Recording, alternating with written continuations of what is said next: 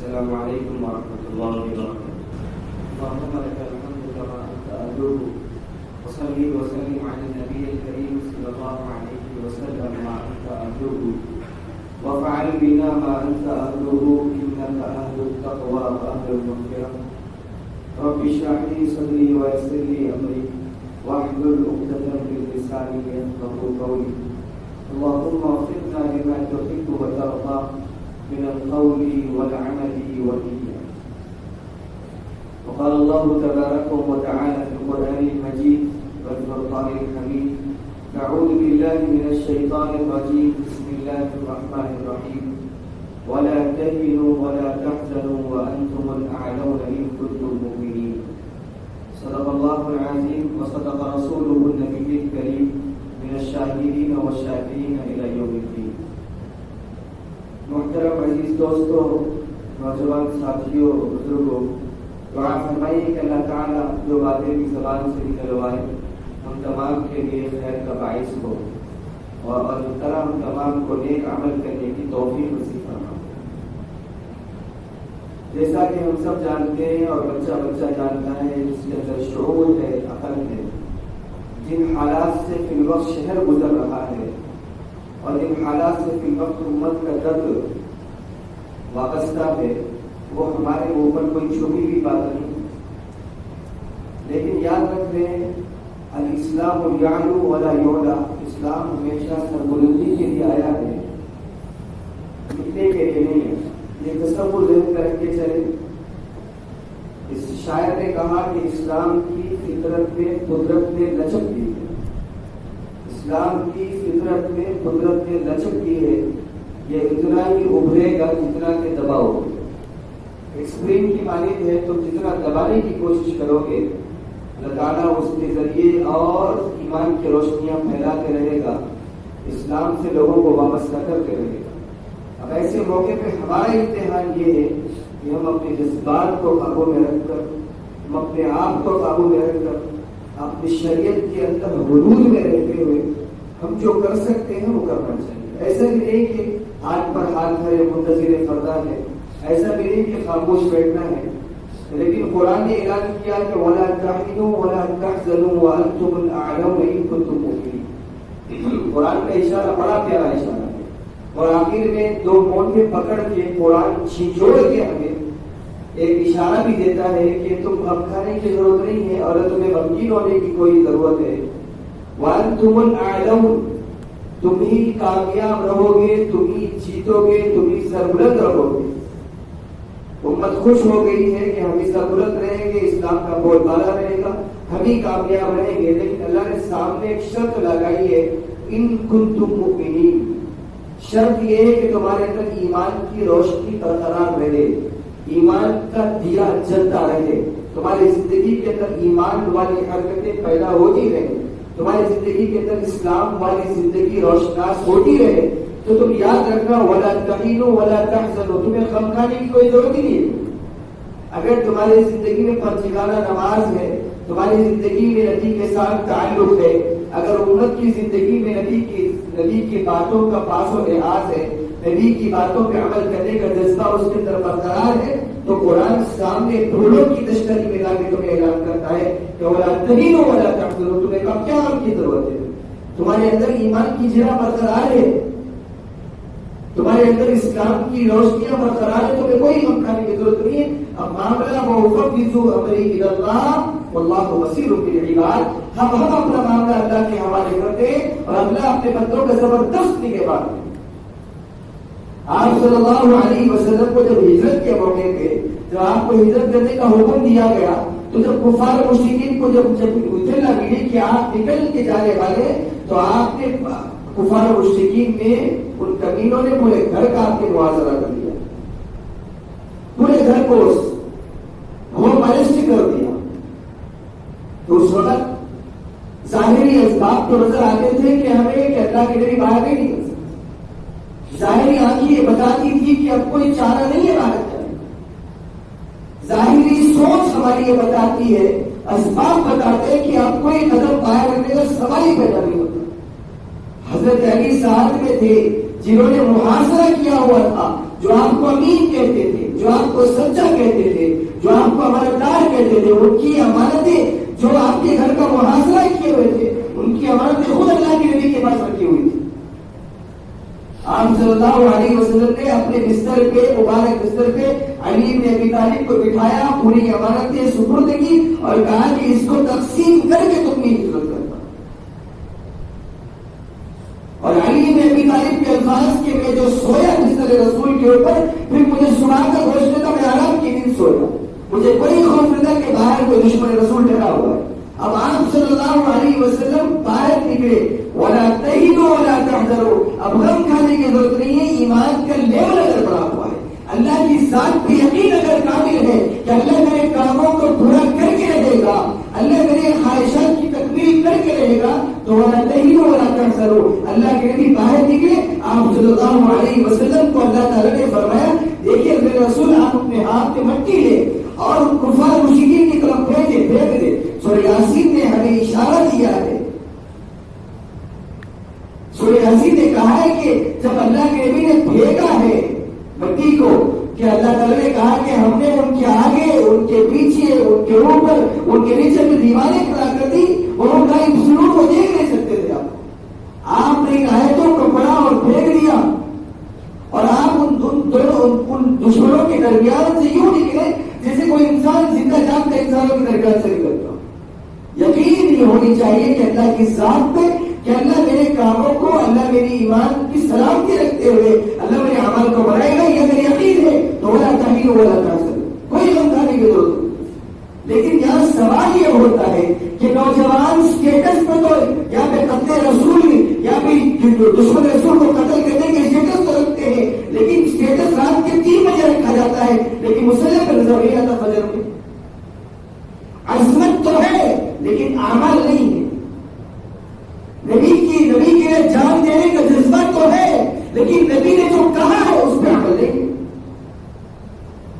نبی کے لیے اپنے آپ کو مٹانے کا جذبہ ہے، لیکن وہ جذبے کی معیار یہ ہے، نبی نے کہا کہ عمل کی زندگی کر کے آؤ. وَلَا تَهِنُوا وَلَا تَحْزَنُوا تب ہوگا. ہم غم اس وقت ہمیں غم نہیں ہوگا جس وقت ہمارا ایمان اس بات پہ یقین ہو کہ میں فجر کی نماز پڑھنے والا ہوں.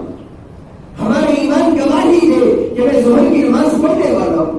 ہمارا ایمان گواہی دے کہ مجھ سے عصر کی نماز نہیں چھوٹنے والی. یہ جذبہ اگر ہمارے اندر ہے تو ہمارے جذبات کا اظہار بھی شریعت کے اصول پہ ہوتا ہے.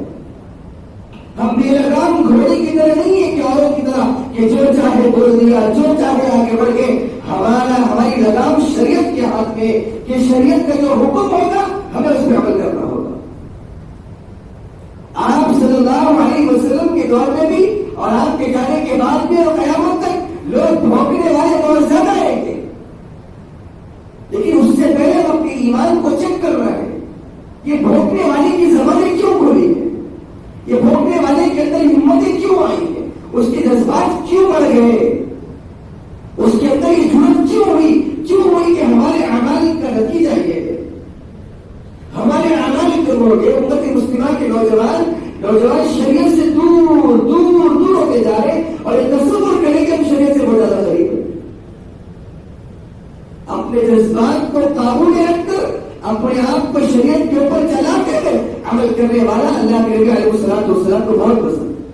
آپ نے وہ حدیث پڑھی نا کہ اللہ کے نبی علیہ السلام کو صحابہ اکرام سے کہا مجھے وہ امتی ہرگز پسند نہیں ہے جو ایک دن میں پوری قرآن ختم کر لے اور سال بھر قرآن کی طرف ہاتھ نہیں پڑا.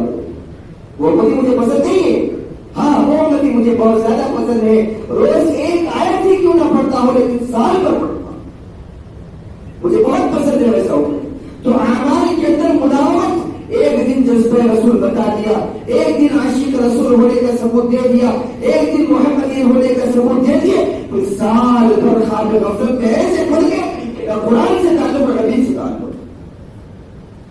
یہ زندگی کا شیوا نہیں ہونا چاہیے.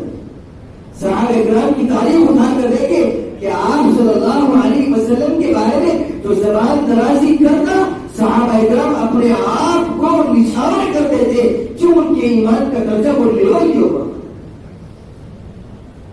غزوہ بدر کا واقعہ تو معلوم ہے آپ کو کہ آپ صلی اللہ علیہ وسلم 313 صحابہ 313 صحابہ وہ میدان دیکھ کے آیا ہوا ہے. 313 صحابہ. رات کے وقت آپ اپنی اونٹی کے دامن میں بیٹھ کے دعائیں کر رہے. کیا دعا؟ اللہ پوری کائنات میں پوری دنیا میں یہ 313 آپ کے ماننے والے ہیں. اللہ اگر یہ ہار گئے تو یاد رکھنا آپ کا نام لینے والے کوئی دنیا میں ابھی نہیں لیں گے.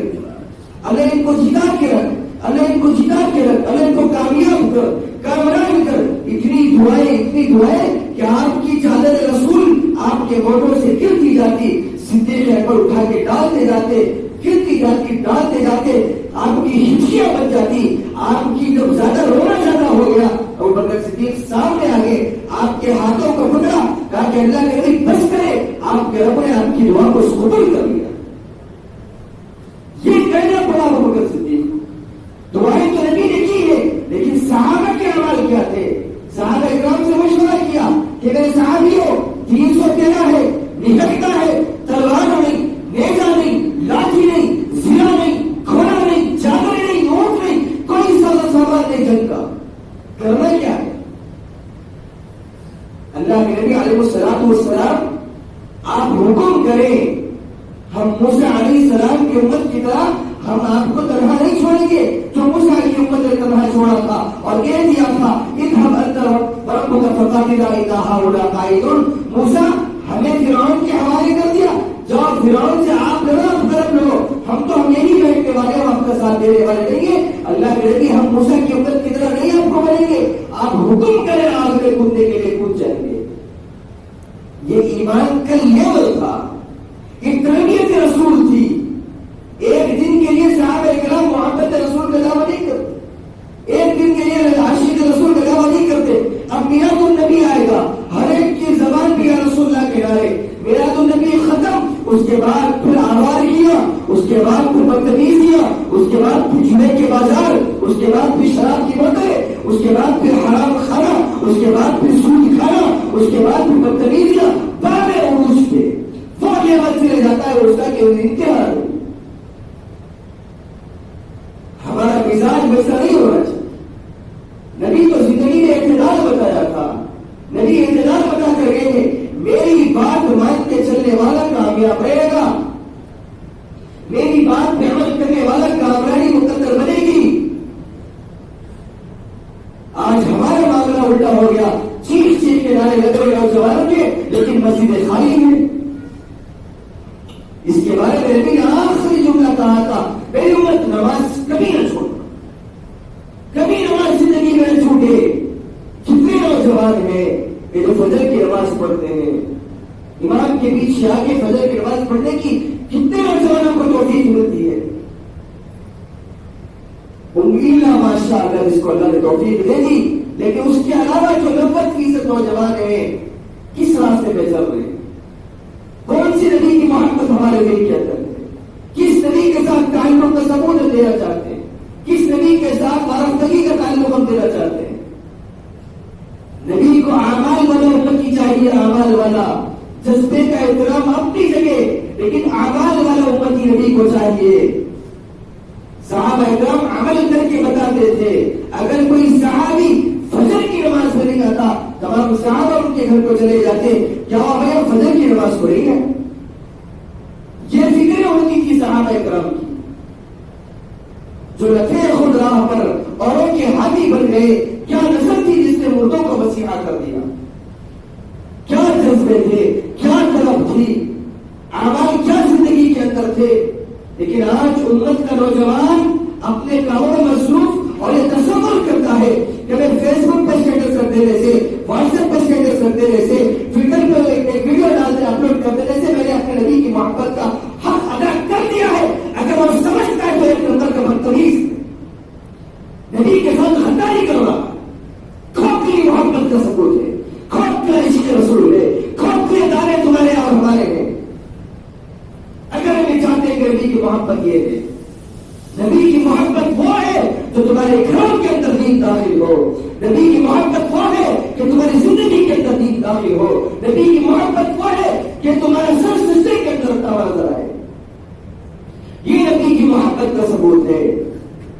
اس کے بعد کی چیزیں یہ ہے, صحابہ کرام نے اپنی جان کو جان آفری کے حوالے کر دیا. صلاح الدین ایوبی رحمت اللہ تعالی علیہ ایک بھی حج نہیں کر سکے، ایک بھی عمرہ نہیں کر سکے، اپنی امت مصطفی کی امت کو سوالتے سوالتے ان کو اسلامی تعلیمات سے ہمکنار کرتے کرتے مر گئے، کفن نصیب ہونے والے کے حج نہیں کر سکے۔ لیکن نبی کی محبت ایک لیول کے اوپر تھی۔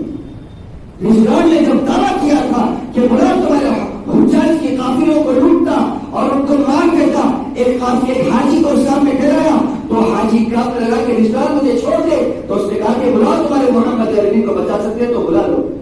یہ الفاظ صلاح الدین ایوبی کے کانوں میں پڑے، ایک بھی حج نہیں کرنے والا، ایک بھی عمرہ نہیں کرنے والا، کعبے کو ہاتھ نہیں لگانے والا، اس کے محمدی کیسے تھی، کیا لیول کی تھی؟ جب صلاح الدین ایوبی کے کانوں میں یہ جملے پڑے کہ ہجران کی الفاظ ہے تو اس نے کہا ہے بھائی تمہارے محمد کو صلی اللہ علیہ وسلم کو اگر تمہیں بچانے آ سکتے ہیں، تو اس وقت صلاح الدین ایوبی نے سجدے میں سر رکھ کے قسم کھائی تھی کہ اللہ مجھے اتنی زندگی دے دے کہ میں اپنے ہاتھوں سے ہجران کی گردن کو رکھ کروں، اتنی زندگی دے دے۔ یہ عشق رسول ہے کہ نمازیں چھوٹی تھی، آج ہم عمرہ کر رہے، حج کر رہے، آئے فجر گئے، آئے ظہر گئے، آئے عصر گئے، وہی نمازیں وہیں چھوڑ کے آگے، عبادت وہیں چھوڑ کے آگے۔ صرف جمعہ کے مسلمان ہم نہیں ہیں، ہم زندگی بھر کے مسلمان ہیں۔ سن بلوغ کو پہنچنے کے بعد سے مرتے دم تک ہم پورے کے پورے مسلمان پر کے زندگی گزارنے کی کوشش کریں، لیکن ہماری زندگی گزارنے کے ڈھنگ ہی کچھ اور، نعرے بازیوں میں امت بڑی آگے ہے، لفظوں میں امت بڑی آگے ہے۔ انکار نہیں ہے، اگر ساتھ میں تمہیں اگر شریعت پہ عمل بھی تمہاری زندگی کے اندر ہو تو آفری ہے تمہارے لیے، اگر ساتھ میں سنت رسول تمہاری زندگی کے اندر ہے، تمہاری پیشانے چومنے کے لائق ہے، تمہارے پاؤں پڑنے کے لائق ہے، تمہاری پیٹ میں منڈیاں ڈالنے کے لائق تم بن گئے۔ لیکن زندگی کے اندر اگر نبی نہیں ہے، زندگی کے اندر اگر قرآن نہیں ہے، تو یاد رکھنا تمہاری زندگی سوائے کھو میں ڈالوں کے گزار نہیں۔ نبی کو کھو میں ڈالنا نہیں چاہیے، نبی کو سچا عشق رسول چاہیے، اور سچا عشق رسول عمل کی زندگی پہ آنے سے آتا ہے، عمل کی زندگی پہ آنے سے آتا ہے، نمازیں پڑھنے سے آتا ہے، سنت رسول کو اپنانے سے آتا ہے، اپنے آپ کو نبی کے راستے میں ڈالنے سے آتا ہے۔ ان سنگلاخ وادیوں کو کاش تم دیکھو تو معلوم ہوتا، اس دور کے اندر پہاڑی علاقوں کے اندر کوئی انسان راستے میں کسی کا پیر پنکچر ہو جائے تو کوئی بھسانے حال نہیں ہوگا۔ تم سوچو 1450 صدی پہلے کیا عالم رہا ہوگا اللہ کے نبی علیہ الصلوۃ والسلام۔ آپ نے جب ہجرت کی ہے، آپ کی جو کیفیات تھی بیان کے باہر ہے۔ کاش تم اگر کوئی جانے والا ہو پڑھ کے جاؤ، نبی کی محبتیں سیکھ کے جاؤ، شریعت کو کچھ تھوڑا سا سیکھ کے جاؤ تاکہ تم احسان تھوڑا سا چکا سکو۔ اللہ کی قسم نہیں چکا سکو۔ وہ کیفیات لوگ دیوانوں کی طرح جا کر یہ بتا دیا یہ ہے تو ہاتھ اٹھا کے دعا کرنے لگ جاتے۔ جذبات نہیں ہے، قربانیاں نہیں ہے، کس نبی کے تعلق سے زبان درازی کی گئی اس کی عظمت ہے ہمارے پاس نہیں، اس کی مشکلات کا سامنا ہمارے پاس نہیں۔ وہ جب رکوع میں جاتے ابو جہل اونٹ کی روشنی لا کے ڈال دیتا، آپ کے گلے میں بندھا رسی کا بندھا ڈال کے مکی گلیوں میں کھینچا جاتا۔ یہ تاریخ پڑھتے تو معلوم ہوتا کون چیخنے والے چیخ رہے ہوں گے ان کے ساتھ چیخ رہے، کس نبی کی عصمت ہے، کون سے نبی کی عصمت ہے۔ 1,24,000 انبیاء کا سردار رحمت للعالمین، ہم نے دیے ہیں ان کو راستے، ہم نے عمل کے میدان میں ہم کو رہے ہیں، ہم پکے اگر اترتے عمل کے میدان میں، ہماری مسجدیں اگر پڑی ہوتی، اگر ہمارے گھروں کے اندر دین زندہ ہوتا، اگر ہماری ماں اگر پردے میں ہوتی، ہمارے نوجوان سنت رسول پہ عمل کر رہے ہوتے، ہمارے نوجوان شریعت کے نظام پہ زندگی گزار رہے ہوتے، کسی کی مجال تھی نبی کے خلاف بولنے کی؟ ایک وہ دور تھا جب دو مسلمان گزرے، دو عیسائی گزر رہے تھے، راستے میں ایک پتھر رکھا ہوا تھا، وہ عیسائی چلے گئے، واپس آئے پھر بھی پتھر رکھا ہوا تھا، تو دونوں کی زبان سے جب نکلا ایسا لگتا ہے کہ یہاں سے ابھی کسی مسلمان کا گزر نہیں ہوا، اگر ہوگا تو راستے میں پتھر نہ ہوتا، ایمان بالعداء الطریق اور واضح من الایمان، ان کے ایمان کا آخری درجہ ہے کہ راستے سے تکلیف تکلیف کو ہٹا دیتے ہیں۔ ہم کس نبی کے اوپر عمل کر رہے ہیں، کس نبی کو ہم نے مانا ہے، کس نبی کو ہم نے جانا ہے؟ کبھی جاننا ہو تو کتابیں کھولو، ان کا اسٹیٹس سیو کر لیا، اپنے اسٹیٹس پہ ڈال لیا، ان کی باتوں کو ریکارڈ کر لیا، اپنے اسٹیٹس پہ ڈال لیا، یہ دین کی معلومات ہے تمہاری، یہ شریعت پہ عمل ہے ہمارا۔ کبھی کھول کے پڑھنے کی توفیق ہوئی ہمیں نبی کی تعلیم کو، کبھی کھول کے پڑھا ہم نے کہ نبی کی زندگی کیا ہے، نبی بولتے کس کو ہے، رسول کہتے کس کو ہے، اس کی تکلیفیں کیا ہے، اس کی عظمتیں کیا ہے، اس کی رفعتیں کیا ہے، اس کی بلندیاں کیا ہے، کبھی ہم نے کھول کے پڑھا ہے؟ خواب غفلت میں بڑے سوئے ہم، کوئی دوست بلانے چاہے پینے پہ، نیند کو چھوڑ کے بھاگنا گوارا ہے، وہی نیند کو چھوڑ کے مسلح پہ ڈرنا گوارا نہیں امت کو۔ آج بڑا غصہ آتا ہے امت کے نوجوانوں کو، کس طرح زبان درازیں ہو رہی ہے۔ غصہ تو مجھے امت کے نوجوانوں پہ آ رہا ہے، مجھے اپنے آپ پہ آ رہا ہے کہ ہم نے شریعت کے نفاذ کی کوشش نہیں کی اپنے گھروں کے اندر۔ ہمارے گھروں میں قرآن تاتا کے پڑا ہے، مردوں پہ پڑھ رہے، ہم پڑھنے کے لیے نکالتے ہیں، ابا مر گئے، دادا مر گئے، دادی مر گئی، نانی مر گئے، نانا مر گئے، کوئی گھر کے اندر کوئی گزر گئے، تب نکالتے ہیں چہروں پہ، زیارتوں پہ، دہوں پہ نکال کے پڑھتے ہیں، اسے سبب کے طور پہ نکال کے پڑھتے ہیں۔ اس کے علاوہ مجھے معاف کرنا، کوئی ہوگا اللہ کا بندہ نکال کے پڑھنے والا، لیکن قرآن کا دن کی زینت بن کے پکار رہا ہے، ارے تم کیسے امتی بن کے بیٹھ گئے؟ یہ وہ امت نہیں ہے۔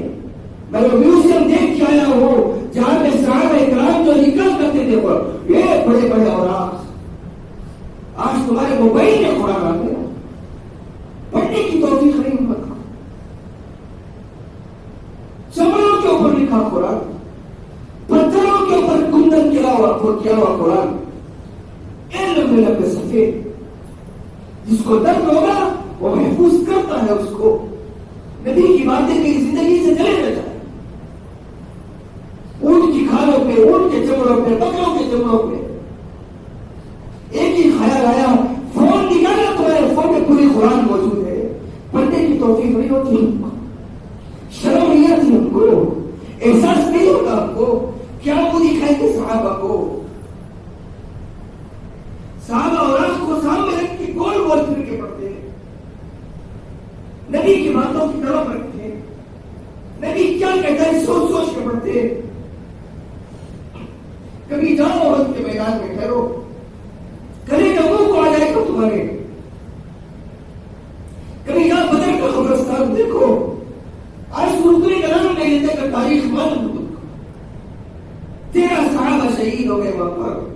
ایک چھوٹے پورے نام کا میں پڑھ رہا تھا، دل ہل گیا، ایک چھوٹا نام معاویہ رضی اللہ تعالی، 9 سال کا بچہ، کیا جذبہ نبی کے نام پہ دھوئے ہماری زندگیوں کے اوپر، کیسے سامنا کریں گے صحابہ کا؟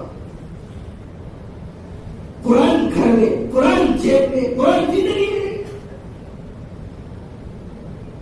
خود تو پڑھتے نہیں، پیٹ میں درد ہے، مسجد کے مول صاحب کو مسافر کرے، مول صاحب دعا کی گزارش ہے، ہمارے ابا کے لیے قرآن پڑھنا ہے، ابا نے پڑھا تھا امام صاحب کو، بیٹے کو کیوں توفیق نہیں ہوتی قرآن پڑھنے کی؟ امت کو کیوں ہدایت نہیں ملتی قرآن پڑھنے کی؟ اختلاف کیوں نہیں آتی امت میں؟ امت نے چھوڑ دیا شریعت کو، جدید بنا کے رکھ دیا، پھر تصور ہمارا کہ ہمارے اوپر مار کے مار پڑ رہی ہے، حالات ایسے ہی خراب ہو گئے۔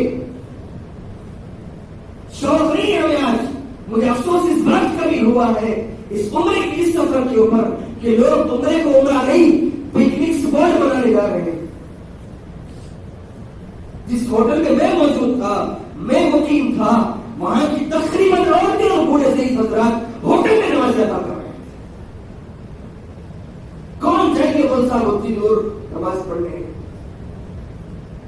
اللہ کی طرف قریب مسجد نبی میں جانے کا آدمی، نبی کا مینار دکھ رہا ہے، یہاں بیٹھ کے سگریٹ پیے ہیں، چھوٹیاں پکڑ کے روک رہا تھا۔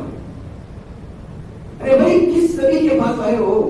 کچھ تو خیال کر لو، عادت نہیں چھوڑتی۔ ابھی اس کے بعد ہمارا تصور کہ اللہ سنتا رہے ہماری، اللہ مانتا نہیں پڑی. نبی کے پاس جانے کے بعد بھی بدتمیزیاں کرنے لگے. نبی تو پاک صاف کر کے بھیجا تھا. حضرت اسود کو بوسہ دے کر اللہ نے کہا کہ میرے نبی میرے بندے پاک صاف تیرے پاس آ گئے, ان کے اوپر کوئی گناہ موجود نہیں ہے, ان کا سلام قبول کر لینا. نبی کے پاس گئے تو تمہارے ہاتھ میں سگریٹ تھی, نبی کے پاس گئے تمہارے زبان پہ گالیاں تھی. میں لکھتے کئی نوجوانوں کو دیکھا ماں بہن کی گالیاں لکھ رہے. کس شہر میں تھے, عظمتیں نہیں معلوم, رفعتیں نہیں معلوم, کس کے پاس آئے اس کی بلندیاں نہیں معلوم, جس کے سامنے فرشتے کے ادب سے ڈرتے ہو. صبح شام 70,000 فرشتے درود و سلام بھیج کے جاتے ہو. اس کے پاس بھی جانے کے بعد ہماری زندگی میں تبدیلی نہیں آئی تو پھر کہاں تبدیلی آئے گی ہماری زندگی میں؟ حج کو جا کے آ گئے, زندگی ویسی گزر گئی, جیسے آئے قرآن ویسے رکھ دیا.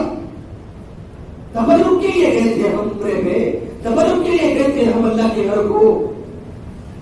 عصمتیں دیکھ لیے, قرآن کھول کے پڑھو, ایک ایک آیت تمہیں ٹوٹیاں پکڑ کے سمجھاتا ہے, جھجھوڑتا ہے. میں تو وہ اوراق میوزک پہ دیکھ کے ہل گیا. ان کی محبت اور ان کا جذبہ نبی کے ساتھ اللہ کی قسم نہیں کھا سکتے.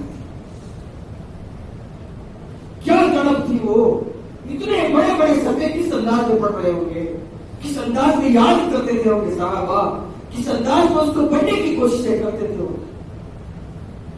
فکریں ہونی چاہیے. آج ہماری فکریں میرا گھر کیسا ہو, آج ہماری فکریں میری گاڑی کیسی ہو, آج ہماری فکریں میرے بیوی بچے کے انداز میں اچھی زندگی گزار کے جائے, آج ہماری فکریں کہ میں مرنے کے بعد میری بیوی بچے عافیت کی زندگی گزارے. اللہ کی قسم اگر یہ سوچ میرا اور آپ کا رسول سوچتا, حسن حسین کی بلڈنگ ہوتی, حسن بیوی فاطمہ کی بلڈنگ ہوتی, پیٹ پر پتھر باندھ کے نہیں گئے ہوتے زندگی سے. کس طریقے کی زندگی گزار کے جانا چاہتے ہو؟ کیا حساب دو گے اللہ کے سامنے ٹھہر کر؟ بولنے والوں کی زبانیں آج نہیں, نبی کے دور سے بول رہی ہیں, نبی کے بعد بھی بھولیں گی. ایمان ہمارا کمزور ہو کے بیٹھ گیا, اعمال ہمارے کمزور ہو گئے, ایمان کی چیزیں سینے موجود ہی نہیں ہو. اللہ کا واسطہ تمہارے ہاتھ جوڑتا ہوں, تمہاری چوڑیاں پکڑتا ہوں, شریعت رسول کے اوپر آؤ, ورنہ حالات اور خراب آئے گی تمہارے سامنے. بے شک کوئی نہ سن لو تم, اور خراب آئے گی اگر تم اپنی نسلوں کو دنیا کا نماز نہیں سیکھا, اگر نبی نہیں بتایا.